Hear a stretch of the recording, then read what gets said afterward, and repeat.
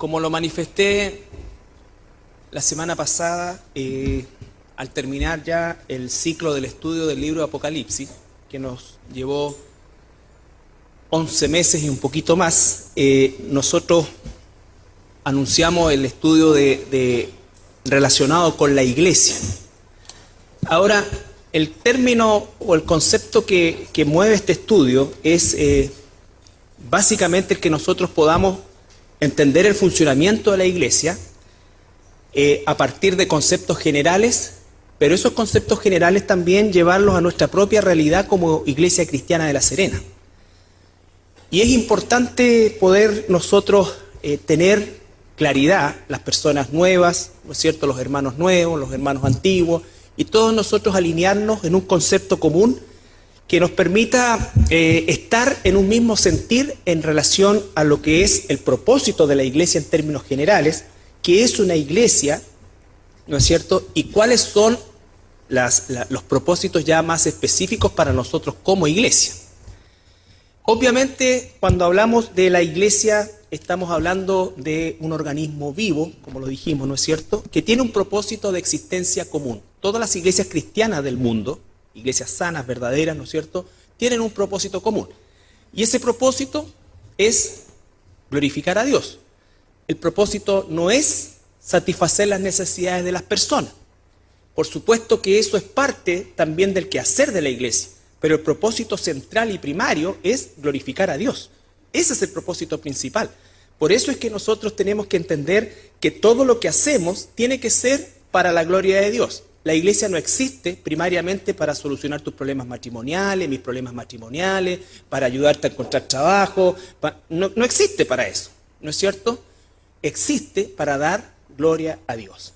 Ahora, una iglesia, ¿no es cierto?, al ser un organismo vivo y al estar constituido por personas salvadas por la gracia de Dios, que no teníamos ningún merecimiento, que estábamos absolutamente condenados, que lo que merecíamos era el lago de fuego eterno y que por la pura gracia de Dios hemos sido rescatados, entonces, bajo esa concepción, entender lo que es la iglesia.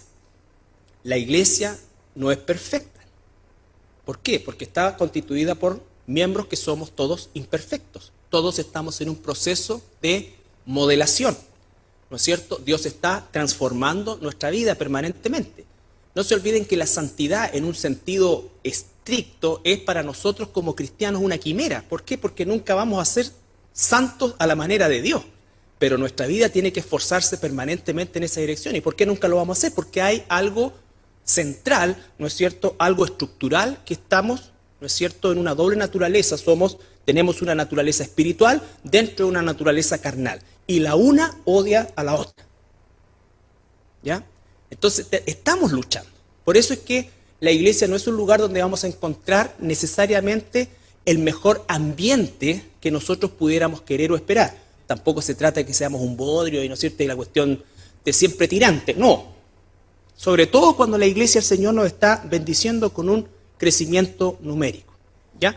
Esto es bien importante, hermanos, porque la clave, cuando veamos ya más adelante todo lo que es el quehacer de la iglesia según la Escritura, ¿no es cierto?, vamos a centrarnos un buen rato en el concepto del amor a Dios. Primera carta de Juan, que estamos examinando los varones en la mañana temprano, ¿no es cierto?, nos ha llevado a recorrer todo lo que es el concepto del amor entre hermanos y cómo ese amor entre hermanos y hermanas, ¿no es cierto?, es la señal más clara, ¿no es cierto?, de que amamos a Dios, de que amamos a Dios.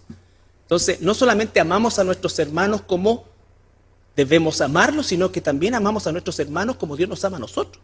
Dios no nos ama a nosotros, y todos lo sabemos, y espero que sea así, por lo espirituales, capos o inteligentes que somos.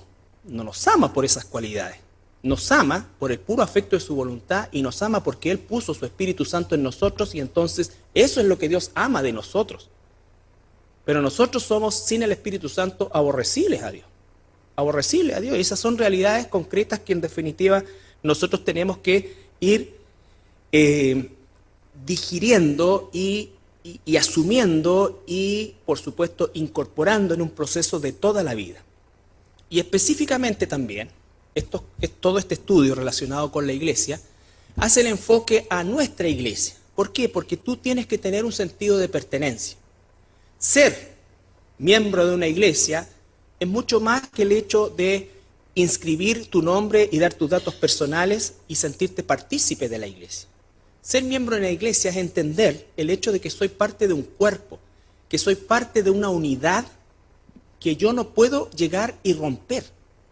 Una unidad que es el fruto del sacrificio de nuestro Señor Jesucristo y de la elección que Él hizo por mí en la eternidad pasada. Entonces es una responsabilidad, es un privilegio y es el vehículo por el cual Dios va a operar en mi vida y en la vida de los demás. Este concepto corporativo es tan importante, ¿no es cierto?, que por supuesto implica el hecho de la pertenencia. Por eso es que cuando algunos hermanos, y por favor esto no es una crítica, es simplemente una introducción y queremos ir cambiando el vocabulario, no porque queramos tener un vocabulario más espiritual o no, sino que simplemente para que por medio de las palabras también vamos nosotros sintiendo la convicción de por qué Dios nos puso acá. No qué hago yo aquí, por qué Dios me puso acá. Cuando alguien se hace qué hago yo aquí, la pregunta a veces, y desgraciadamente muchas veces, es porque la persona no se siente a gusto donde está. Pero ese no es el punto por el cual nosotros medimos la pertenencia o la permanencia de una iglesia. Si Dios te llamó aquí, verdaderamente te llamó aquí, y salvo que Él efectivamente te saque en función realmente de algo en lo cual Él está involucrado realmente, entonces bueno, ese es otro aspecto. Pero el ser miembro de la iglesia implica el absorber y asumir el concepto de mi iglesia. Cuando tú oras por los puntos que están en la oración congregacional, por ejemplo, dice Señor, y te pedimos que esta iglesia crezca. No, que mi iglesia, es tu iglesia porque tú eres parte de ella. La iglesia no está fuera de ti. La iglesia, no es la iglesia la que tiene problemas, tenemos problemas. No es la iglesia la que está creciendo, estamos creciendo. No es la iglesia la que va madurando, estamos madurando. ¿No es cierto? Entonces, esos conceptos, hermanos, entender y empezar a vivir de esa manera es crítico para el desarrollo de la iglesia. Además, la iglesia es un organismo vivo y dinámico, ¿no es cierto? Y heterogéneo. ¿Por qué? Porque vamos a tener personas con un nivel de madurez, personas con otro nivel de madurez, personas, ¿no es cierto?, que entienden mejor las cosas, personas que entienden poco las cosas, personas que no entienden nada, personas que no son cristianos, y el Señor dice, deja que el trigo y la cizaña crezcan juntos. Yo voy a cegar. No nosotros. ¿Ya? Entonces, son elementos que yo espero en el Señor a lo largo de este estudio, ¿no es cierto? Vamos nosotros, y por eso es que la próxima semana voy a bajar del púlpito, porque esto me incomoda a mí, porque no quiero que sea una predicación, ¿entiendes? Quiero que sea una interacción. No porque tengamos mucho que opinar, sino porque quiero que interactuemos en el buen sentido de la palabra en relación a esto que nos compete, ¿no es cierto?, a todas las iglesias, pero en particular y tomando, ¿no es cierto?, la parte que nos corresponde a nosotros. Por eso es que nuestra iglesia no es la iglesia en términos etéreos. Por supuesto que todos estos principios son aplicables a cualquier iglesia, pero quiero que los asumamos y los absorbamos como propios. ¿Ya? Esto, hermanos, es súper relevante porque Cristo amó a la iglesia, a todas las iglesias, ¿no es cierto?, que donde Él verdaderamente reina, que dio su vida por ella. Entonces la iglesia no es un elemento suntuorio, no es un elemento que yo puedo dejar, votar, eliminar, ¿no es cierto?, poner pausa, todas esas cosas que nosotros hacemos muchas veces en el desconocimiento o la inconsciencia. Y le estoy hablando a hermanos fieles y hermanas fieles, ¿no es cierto? Porque obviamente no puedo estar hablando a las personas que no están. Las personas que no están nomás. Por lo tanto, el punto es siempre que hay un remanente en la iglesia que es el que tiene que tirar el carro. Pero tiene que tirar el carro con amor. Porque si tira el carro sin amor, entonces nos transformamos en legalistas, nos transformamos en una serie de cosas que es algo de lo que siempre y permanentemente tenemos que escapar en la iglesia. ¿Ya? Entonces, toda esta introducción es necesaria hacerla para que tú entiendas el sentido de esto. Esto es doctrinal. pero también es vivencial. Esto significa que con estos elementos yo tengo que aprender a amar a mis hermanos. ¿Por qué? Porque ese es un mandato divino de Dios. Divino de Dios. El que no ama a su hermano que ve, ¿cómo dice la Escritura en Juan? Puede amar a Dios que no lo ve. ¿Ya? Entonces, eso, hermanos, es fundamental. Es fundamental. Eso no quita que nosotros nos corrijamos, pero todos nos exhortemos, ¿no es cierto? Nos disciplinemos, pero lo que nos une no son solamente reglas, es un espíritu que Dios ha puesto en nosotros. Y ese espíritu es el espíritu de Dios, que es Dios mismo. Él cambia nuestra actitud, Él cambia nuestra manera de pensar, Él cambia nuestra manera de vivir. La Iglesia Cristiana de La Serena, que tiene ya 25 años, tiene una declaración de principios de hace algunos años ya. Una declaración de principios es básicamente un resumen muy acotado de los puntos o pilares sobre los cuales la Iglesia se levanta. Todos, por supuesto, en este caso tienen que ser de carácter doctrinal, que obviamente al ser de carácter doctrinal derivan en un efecto conductual. Pero no estamos hablando de un efecto conductual en primer lugar. La Iglesia cristiana no es un lugar donde las personas se sientan de esta manera, se visten de esta manera. No, esas son conductas. La Iglesia se tiene que levantar sobre bases doctrinales sólidas.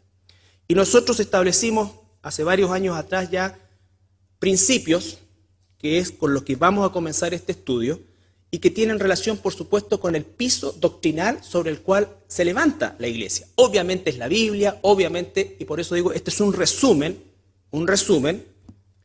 que nosotros hacemos de manera rápida, que nos pueda identificar a todos. Por eso es que partimos con esto. Lo primero, el concepto de la declaración de principios, ya lo dijimos. Entonces dice, la Iglesia Cristiana de La Serena, eso nos identifica directamente a nosotros, somos nosotros, es mi iglesia, es tu iglesia, ¿no es cierto? En primer lugar, es una comunidad. El concepto comunidad, muchas veces nosotros lo asociamos casi exclusivamente a vivir todos juntos. Pero el concepto comunidad en sí es muy amplio, tiene que ver en algo que nos une, en algo que es común, ¿no es cierto? Algo que es común. Cuando se habla de la comunidad científica, la comunidad, esto se está hablando de personas no que vienen uno al lado del otro, o que viven en la misma casa, sino que están y viven bajo principios iguales o comunes. La Iglesia cristiana desde ese punto es una comunidad y tiene una composición. Esa composición está dada por todas las personas nacidas de nuevo. Aquí nosotros nos quebramos la cabeza, aunque ustedes no lo crean. ¿Por qué? Porque en definitiva colocamos cristianos, colocamos creyentes, y la verdad que el concepto bíblico más acertado es nacido de nuevo, porque hasta los católicos se llaman cristianos, y creyente puede ser creyente en cualquier cosa, una cosa demasiado genérica. Entonces, ¿qué es lo que nos dice la Escritura? Nacidos de nuevo. Como Jesús se lo manifestó a Nicodemo, tú tienes que nacer de nuevo. ¿Ya? Ahora, estas personas nacidas de nuevo, ¿no es cierto?, son lo que nos da el concepto de comunidad. ¿Qué nos hace comunidad? Que todos nosotros hemos nacido de nuevo. Por supuesto, primero que somos personas, y eso significa todo lo bueno y todo lo malo que tiene una persona, pero esencialmente, si nos vamos al rigor doctrinal, somos todos malos, todos condenados, todos merecíamos el infierno, todos merecíamos el juicio de Dios, y sin embargo, por el puro afecto de su voluntad, Él nos salvó. Por lo tanto, aquí nadie puede atribuirse, ¿no es cierto?, ninguna ínfula de nada, porque todos somos salvos de la misma manera. Gracia, que también lo vamos a ver, ¿ya? Entonces, eso es lo que nos hace comunes. Eso es lo que nos une. Cuando nosotros decimos somos una comunidad, es el punto central, que hemos nacido de nuevo. Que hemos nacido de nuevo, ¿ya? Ahora, en una congregación, en un salón como este, cuando tenemos un servicio o cuando tenemos una reunión, No todos son nacidos de nuevo, es un hecho. ¿Ya? Pero obviamente eso no nos compete a nosotros, sino que a nosotros nos compete, ¿qué cosa? Enseñar, guiar, entregar, todo lo que implica eso. En una iglesia como la nuestra vamos a tener muchas veces personas que son asistentes, personas que son ocasionalmente asistentes, personas que son permanentemente asistentes, pero no necesariamente nacidos de nuevo. ¿Ya? En una iglesia tú no puedes filtrar eso. Si una persona está asistiendo y está de acuerdo con todas las cosas y tú ves todo esto, ¿no es cierto? Bueno, las vas haciendo parte del cuerpo, pero finalmente esto es un proceso de carácter personal. Obviamente eso va a implicar que cuando nosotros somos nacidos de nuevo, daremos frutos. No la cantidad y la calidad de fruto que yo espero de mi hermano, el que Dios le esté dando según su medida. ¿Ya? Entonces, personas nacidas de nuevo. Como consecuencia de ser nacidas de nuevo, creemos y vivimos, que creen y viven los siguientes principios como fundamento de su fe. Entonces, como consecuencia de haber nacido de nuevo, creemos. ¿Ya? Esto tiene que ser como consecuencia de que he nacido de nuevo. Porque si a alguien le preguntan, ¿crees que Jesús es el Hijo de Dios? Probablemente te responda, sí. ¿Ya? Pero a lo mejor esa creencia no viene de haber nacido de nuevo, sino que viene de un concepto cultural, religioso. ¿Ya? ¿Alguna pregunta ahí? ¿Entendemos el concepto, el principio? Entonces, el primer principio, y esto es de carácter doctrinal, nosotros como iglesia cristiana creemos en un solo Dios. Un solo Dios. Pero, a diferencia de los judíos, hasta el día de hoy, que no creen en la Trinidad, a diferencia de un movimiento, de una secta que ha crecido a niveles grandes, ¿no es cierto?, y preocupantes como los testigos de Jehová, no creen en esto. Y cuando nosotros creemos en un solo Dios, creemos en el milagro que Dios nos muestra de la Trinidad. Hay un Dios, Dios es Padre, hay un Dios Hijo, y el Espíritu Santo también es Dios. Esto es la base de nuestra teología, porque la operación de cada uno de ellos tiene que ser a la altura de Dios para que se cumplan así los propósitos de Dios. Si el Espíritu Santo no es Dios, entonces, ¿quién está dentro de nosotros enseñándonos la Escritura? ¿Alguien menor? ¿Alguien inferior? Si Jesús no es Dios, el que pagó el precio en la cruz, entonces, ¿quién es? ¿Alguien importante? ¿Alguien grande? ¿Alguien famoso? No. Y por supuesto, el Padre es Dios. Y por supuesto, creador del cielo y la tierra, que significa que creó todo. ¿Ya? Nosotros tenemos y podemos describir este concepto de un solo Dios, pero por supuesto que nuestra mente finita no puede entender completamente todo lo que eso implica y significa. Pero Dios se manifiesta por causa de nosotros como un Padre, un Hijo y el Espíritu Santo. Y los tres son Dios, y los tres tienen una función bien específica en el plan de redención que el Señor, ¿no es cierto?, estableció antes de la fundación del mundo. Algunos ejemplos, Génesis 1:1. En el principio creó Dios los cielos y la tierra. Ya. El primer elemento que tenemos ahí es la palabra Dios, ¿no es cierto?, creó Dios. La palabra en el Antiguo Testamento para Dios, que es un título, es la palabra Elohim o Elohim, ¿ya? Los judíos también hablaban de Él como Dios, ¿ya? Elohim es una palabra que habla de Dios, pero plural. La palabra Elohim es plural, ¿ya? ¿Y cómo sabemos nosotros eso? Porque cuando saltamos al versículo 26, bueno, todos conocen Génesis 1, Dios creó el primer día y así sucesivamente, y cada vez que creaba decía Dios, veía que lo que hizo y decía que estaba bien, ¿ya? Pero llegamos al versículo 26, a la creación del ser humano. Entonces dijo Dios, hagamos al hombre a nuestra imagen, conforme a nuestra semejanza, y señoree en los peces del mar, en las aves de los cielos, en las bestias, en toda la tierra, y en todo animal que se arrastra sobre la tierra. Ya. Ahí, ¿no es cierto?, tenemos Entonces dijo Dios, Elohim, plural, pero uno, hagamos, y utiliza por primera vez un concepto plural después de nombrar Elohim. ¿Ya? Dijo Dios, hagamos, en plural. ¿A quién? La única vez que Dios se habla a sí mismo o habla este concepto trinitario es cuando crea al ser humano. Padre, Hijo y Espíritu Santo crean a este ser humano y este ser humano llevaría el sello de la imagen de Dios, que obviamente no es física, sino que tiene que ver con la imagen moral de Dios, desde el punto de vista de que el ser humano era puesto como administrador y cabeza federal de todo el resto de la creación. Entonces el ser humano debía plasmar la imagen de Dios en la administración de todo lo que Dios había creado los días anteriores. ¿Ya? Por eso es que después dice, los bendijo, multiplíquense, sojuzguen, llenen la tierra, señoreen sobre los peces, sobre todas las cosas. ¿Ya? Ese es el concepto de la creación y aparece por primera vez la pluralidad. Ahora, en 11, el mismo Génesis, pero 11:7. 11:7, ¿no es cierto? Ya pasó el diluvio, el capítulo 6, murieron los gigantes, la primera generación de gigantes, y esto acá y todo, ya, y todos mueren, aparece Noé, capítulo 9, se baja el arca.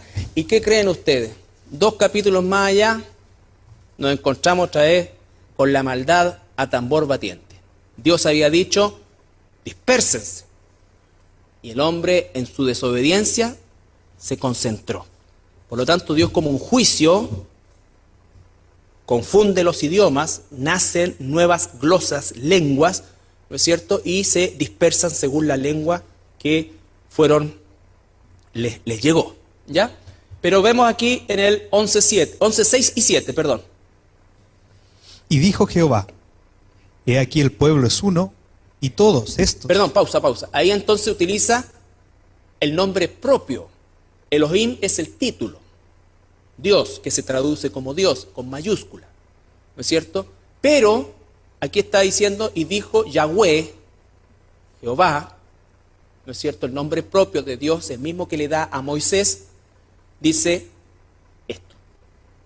Y todos estos tienen un solo lenguaje, y han comenzado la obra, y nada les hará desistir ahora de lo que han pensado en hacer.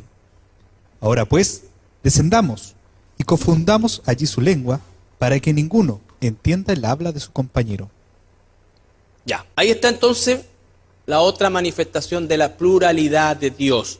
Dios plural, ¿ya? En ese entonces no había manifestación de Padre, Hijo, Espíritu Santo por separado, como lo vamos a ver en sí. Por eso es que también uno puede entender que cuando los fariseos rechazan a Jesús, no lo rechazan necesariamente porque él es Mesías. De hecho, para los judíos, el concepto mesiánico que tenían no era equivalente a que el Mesías era Dios, sino que simplemente el Mesías, entre comillas, simplemente era un libertador de la talla de Moisés, de la talla de David, ¿no es cierto?, de esas características. Cada vez que Jesús decía es el Mesías, ¿no es cierto?, no era tanto alboroto, pero cuando decía soy Dios, que lo decía permanentemente, entonces ahí es donde se hacían, porque la condenación no fue porque se dice de sí mismo ser el Mesías, sino que la condenación es porque se dice Dios, y no hay más Dios, decían los fariseos, que César. ¿Ya?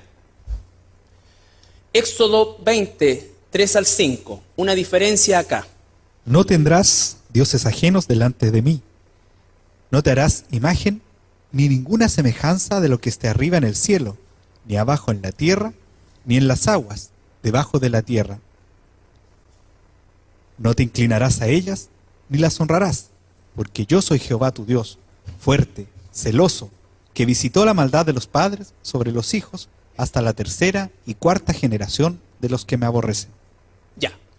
La palabra Dios, recuerden ustedes que lo que estamos leyendo nosotros es una traducción, ¿no es cierto?, a otro idioma, y la única diferencia que hicieron la traducción al español es colocar Dios en minúscula. Pero la palabra ahí es Nahash, por si quieren notarla, que es la misma palabra que usa Dios, ¿no es cierto?, para referirse a la serpiente, que habla con Eva, ¿ya? Se traduce serpiente. Hasta el día de hoy no se sabe exactamente por qué se tradujo serpiente, porque la traducción es ser brillante o ídolo. Ser brillante o ídolo. ¿Ya? Y por eso se escribe con minúscula. En el hebreo antiguo, sobre todo en el hebreo antiguo, que es que está escrito el Pentateuco, es muy difícil distinguir qué es lo que realmente significa, por ejemplo, la palabra Nahash, porque tiene varias definiciones y algunas no necesariamente tienen que ver no se relacionan mucho entre sí, pero lo único que ayuda es el contexto, los contextos, ¿ya? Vale decir, el contexto aquí es la comparación entre el Dios verdadero y los dioses falsos, y por lo tanto ahí la traducción de Nahash es ídolo o abominación, que también se traducía así, ¿ya? Y le dice, Dios hace la diferencia, no tendrás ídolos, ¿no es cierto?, sino que ni te inclinarás a ellos ni nada, porque Él es un Dios vivo y es celoso, y explica después largamente qué es lo que son los ídolos, que son muertos, no tienen ojo y no ven y todas las cosas. Entonces ahí está haciendo una diferencia. Deuteronomio 6:4 va a declarar el famoso Shema Israel, que es Oye Israel. Deuteronomio 6:4. Oye Israel, Jehová nuestro Dios, Jehová uno es. Ya, eso es el encabezado de todos los rezos hasta el día de hoy de los judíos. Y lo cantan. ¿Ya? Shema Israel, Adonai, Adonai Elohim. Oye, Juanito, no te rías si es hebreo exacto. Shema Israel. Oye Israel, Adonai, el Señor, Dios, uno es. Pero la concepción de uno de ellos es uno, nunca jamás. Para ellos la Trinidad es una aberración. O el concepto, por favor, la palabra Trinidad tampoco aparece en la Escritura. ¿Ya? No aparece en la Escritura. Pero sí aparece el concepto. Puedes llamarlo trino, trío, triple, pero se usó Trinidad. ¿Me entiendes? Para definir de alguna manera este concepto de Dios en tres personas. Dios en tres personas. ¿Ya? 1 Timoteo 2:5. 1 Timoteo 2:5. Los judíos, es increíble. Es una ceguera increíble. Es como cuando niegan Isaías 53. Ellos cuando explican la pluralidad, por ejemplo, en Génesis, dice que Dios le está hablando a los ángeles. ¿Ya? Pero es que la palabra que usa ahí es o Elohim, que es circunscrita únicamente a Dios, o Jehová, que es el nombre propio de Dios. Por eso es tan importante. Dijo Jehová, el hombre será haciendo malo. Entonces después dice, en ese contexto dice, bajemos. Nunca nombra nada más. Tiene relación directa con eso. Entonces, pero es parte de la ceguera. Es decir, no hay una justificación ni siquiera doctrinal. Hoy en día, sumado a eso, es que los rabinos actuales, y diría yo los rabinos desde el tiempo de ¿cómo se llama esto? La reconquista de Israel el año 48, los rabinos hoy día tienen una concentración casi exclusivamente en el Talmud y no en la Torah. ¿Ya? Usan la Torah, por supuesto, la besuquean y todas las cosas las sacan, pero es como la Biblia para el sacerdote. Es palabra de Dios, la besuquea, pero ¿qué es lo que enseña? La tradición. ¿Ya? ¿Qué dice 1 Timoteo 2:5? Porque hay un solo Dios y un solo mediador entre Dios y los hombres, Jesucristo, hombre. Ya, entonces hay un solo Dios y un solo mediador entre Dios y los hombres, Jesucristo, hombre. Marcos 12:29 es Jesús repitiendo Éxodo 23:5. Está hablando a los judíos y está hablando de Shema Israel. Primera de Juan 5, 6 y 7. Primera carta de Juan 5. Este es Jesucristo, que vino mediante agua y sangre, no mediante agua solamente, sino mediante agua y sangre. Y el Espíritu es el que da testimonio, porque el Espíritu es la verdad. Porque tres son los que dan testimonio en el cielo, el Padre, el Verbo y el Espíritu Santo. Y estos tres son uno. Ya. Ok, entonces, recapitulemos.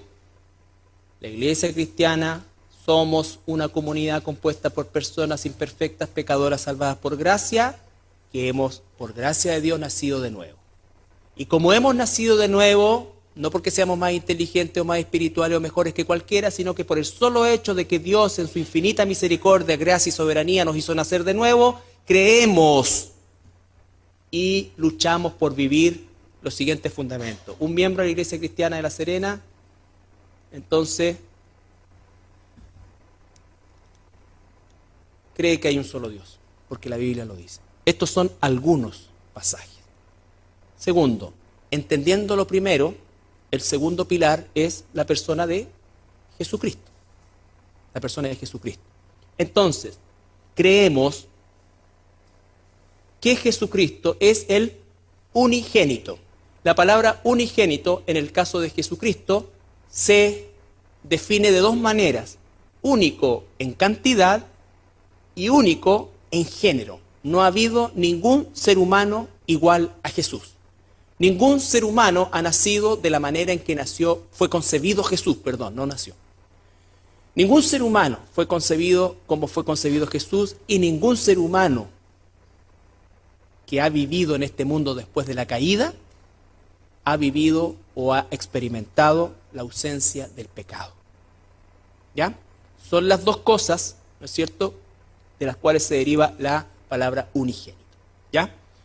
El unigénito, Hijo de Dios, es Dios que vino al mundo para dar vida eterna y vida en abundancia a todo aquel que en Él crea. Es la imagen del Dios invisible.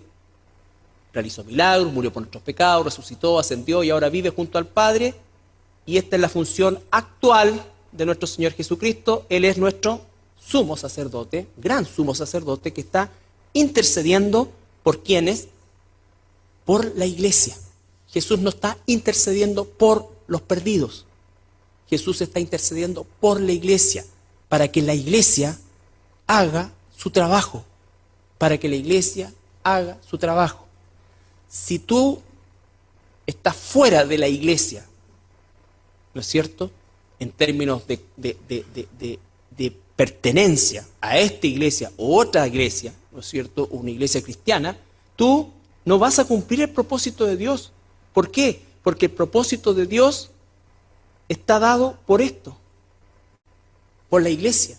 Es la iglesia el cuerpo de Cristo. Es la iglesia la que cumple la misión que Cristo nos ha dado. Él es la cabeza, Él da las directrices, Él da la dirección, Él da el poder.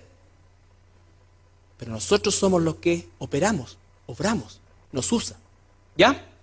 Y por supuesto volverá a juzgar a los vivos y a los muertos. Ahora, la persona de Jesucristo es Dios. ¿No es cierto? No como los testigos de Jehová, por ejemplo, que consideran que Jesucristo es una especie de arcángel Miguel, de manera increíble, no se sabe cómo llegan a esa conclusión. Pero el tema es que si Jesucristo no es Dios, nosotros no podríamos estar cubiertos con la justicia de Dios. Cuando Adán y Eva pecaron, ellos pecaron ¿contra quién? ¿Contra la tierra? ¿Contra la creación? Contra Dios, ¿no es cierto? Contra Dios. Por lo tanto, la justicia de Dios, que en el caso de la justicia de Dios, que es la verdadera justicia, que es restitutiva, ¿qué se le podía dar a Dios? Que cubriera la deuda que adquirió la humanidad por herencia de Adán.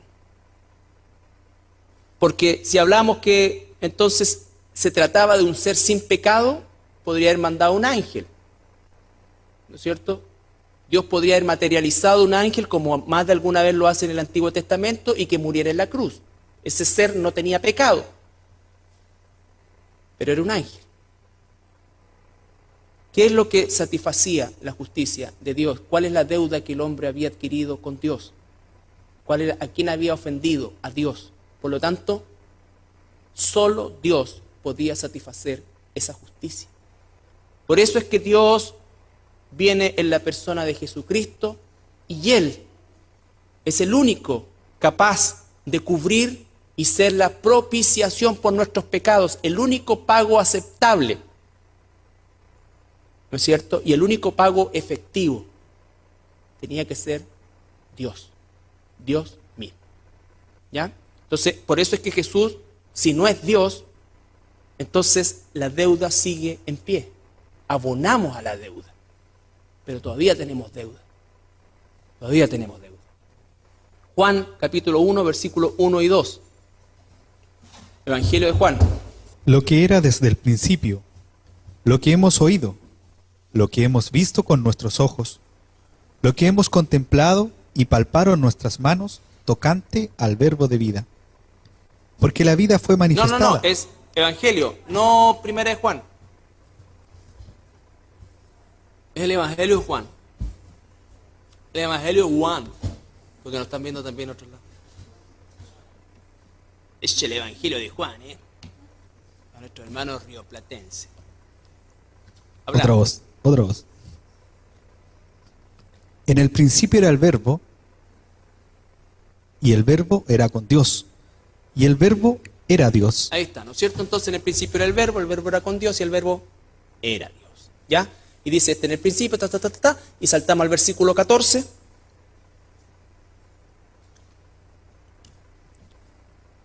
Y aquel verbo fue hecho carne, y habitó entre nosotros, y vimos su gloria, gloria como del unigénito del Padre, lleno de gracia y de verdad. Ya. Entonces, la persona de Jesucristo siempre es declarada como Dios, el Verbo, el Hijo, el Logos. ¿Ya? Capítulo 10 de Juan, el mismo Evangelio, 10, 30 al 33. Yo y el Padre uno somos. Entonces los judíos volvieron a tomar piedras para apedrearle. Jesús les respondió: muchas buenas obras os he mostrado de mi Padre, ¿por cuál de ellas me apedráis? Le respondieron los judíos diciendo: por buena obra no te apedreamos, sino por la blasfemia, porque tú, siendo hombre, te haces Dios. Te haces Dios, ¿no es cierto? Entonces Jesús nunca bajó el estándar. Si Jesús hubiese dicho solamente soy un Mesías, soy solamente un Salvador, esta cosa acá, no, pero él dijo soy Dios. La pregunta del sumo sacerdote en Marcos 15, ¿se acuerdan? Cuando lo confronta le dicen, ¿eres tú el Hijo del Altísimo? Él dice, sí, yo soy. Y ese yo soy, recuerden, no es yo soy de presentarse, sino que la palabra ahí es Yahweh, usa el nombre de Dios. Y eso es lo que hace que el sumo sacerdote rasgue las vestiduras, porque él usa como propio el nombre de Dios. Y dice, y verán al Hijo del Hombre venir en las nubes del cielo con poder y gloria. Y ahí viene, ¿no es cierto?, todo lo que se desata posteriormente. Entonces, 17, 6 al 15 lo dejamos, 20, 28. Ustedes lo ven en su casa. Capítulo 20, versículo 28. Entonces Tomás respondió y le dijo: Señor mío y Dios mío. Ya. Recuerden que esa escena es la segunda vez que Jesús se aparece a sus discípulos que estaban, ¿no es cierto?, encerrados, y él atravesó las paredes, y la primera vez que apareció estaban los otros discípulos, y cuando llegó Tomás y no lo alcanzó a ver, entonces dijo, no voy a creer si no meto mi mano acá, si todo esto. Entonces le llama Señor mío y Dios mío. ¿Ya? Ahora, 1 Timoteo 3:16. E indiscutiblemente, grande es el misterio de la piedad. Dios fue manifestado en carne, justificado en el Espíritu, visto de los ángeles, predicado a los gentiles, creído en el mundo, recibido arriba en gloria. Jesucristo es Dios, ¿no es cierto? Jesucristo es Dios. Hechos 4, 11 y 12. Hay muchos otros pasajes, la verdad que muchísimos, muchísimos. Ustedes pueden enriquecerlo siguiendo la misma línea. Hechos 4, 11 al 12. 11 y 12.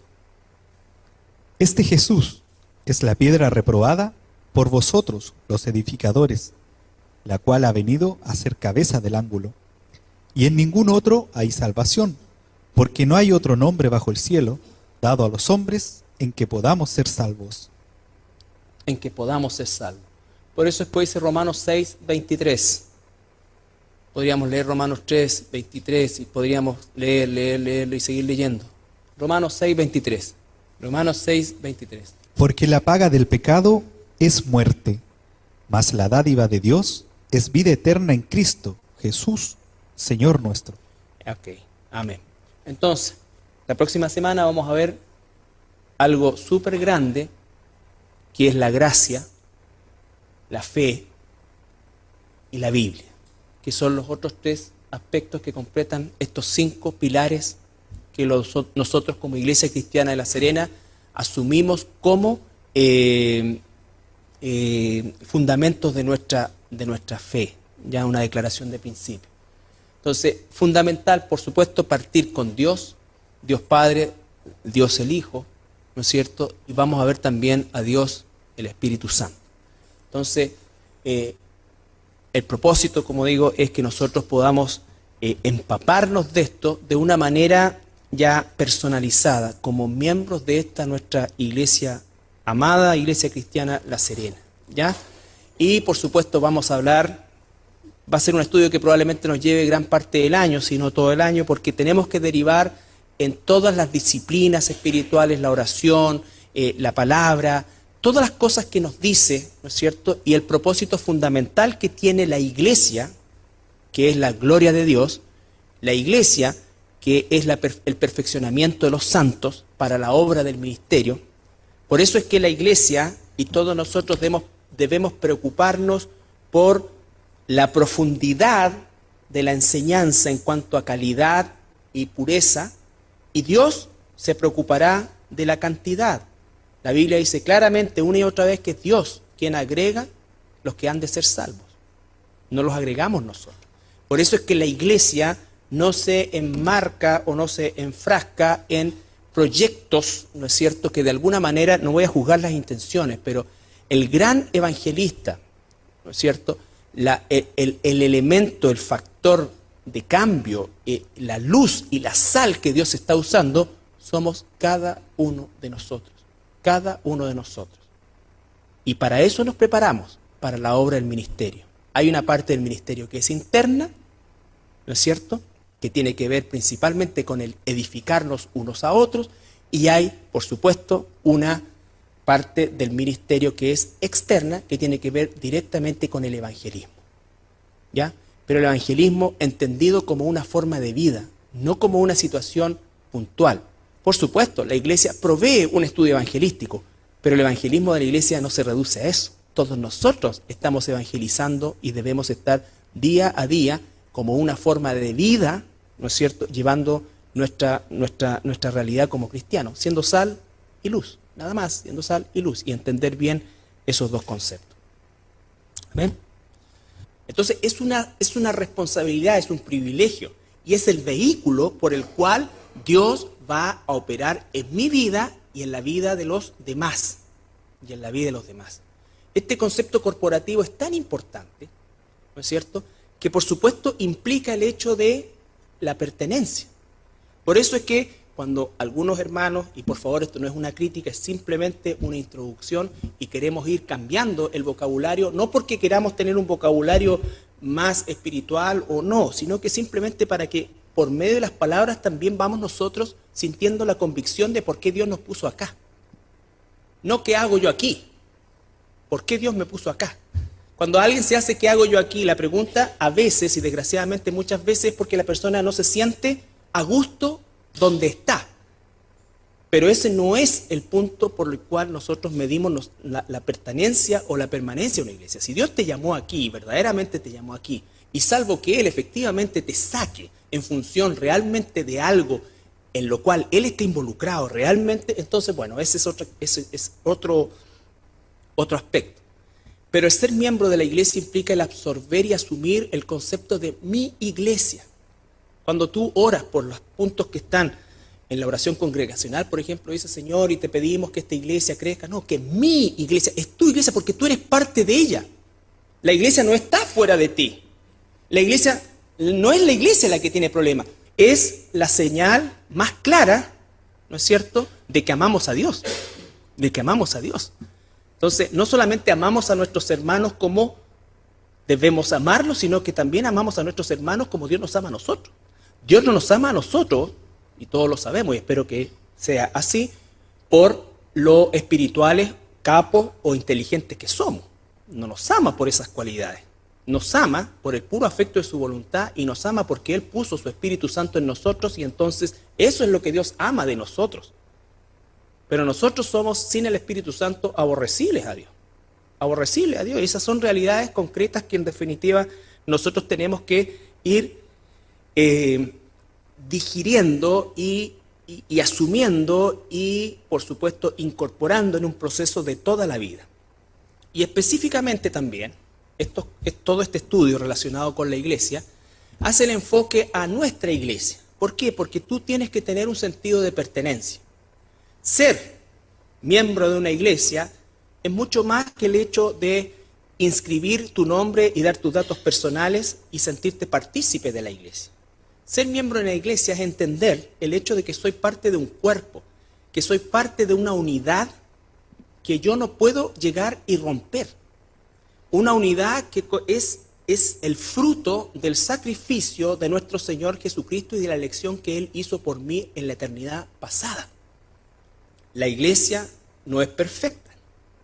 ¿Por qué? Porque está constituida por miembros que somos todos imperfectos. Todos estamos en un proceso de modelación, ¿no es cierto? Dios está transformando nuestra vida permanentemente.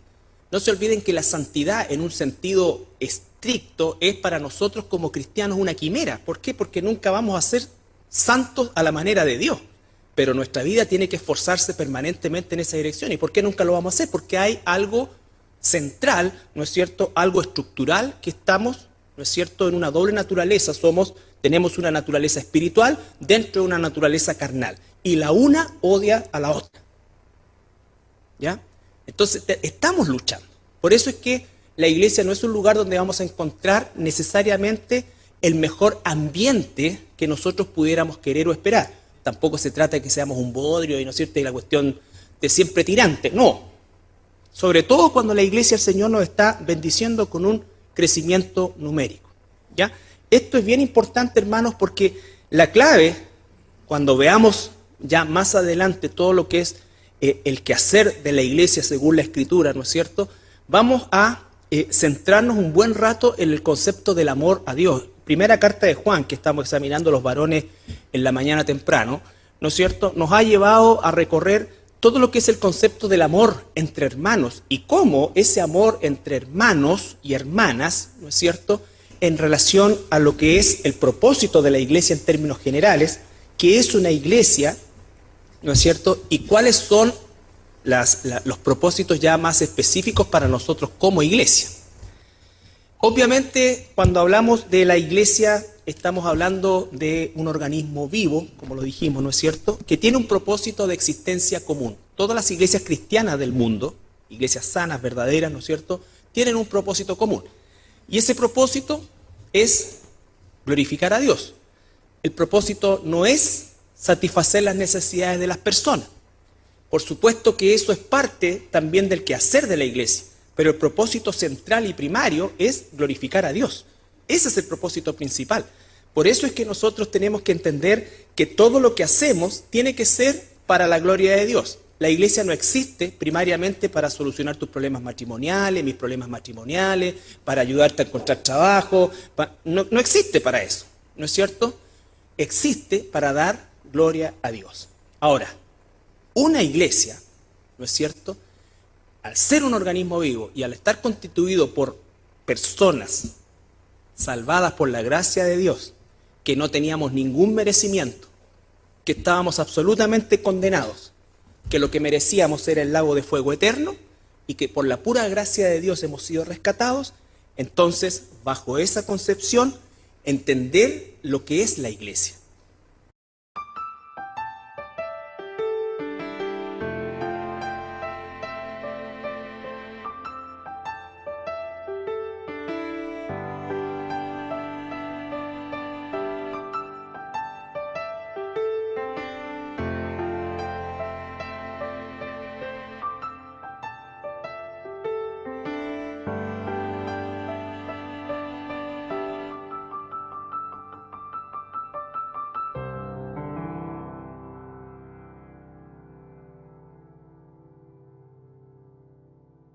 Como lo manifesté la semana pasada, al terminar ya el ciclo del estudio del libro de Apocalipsis, que nos llevó 11 meses y un poquito más, nosotros anunciamos el estudio relacionado con la iglesia.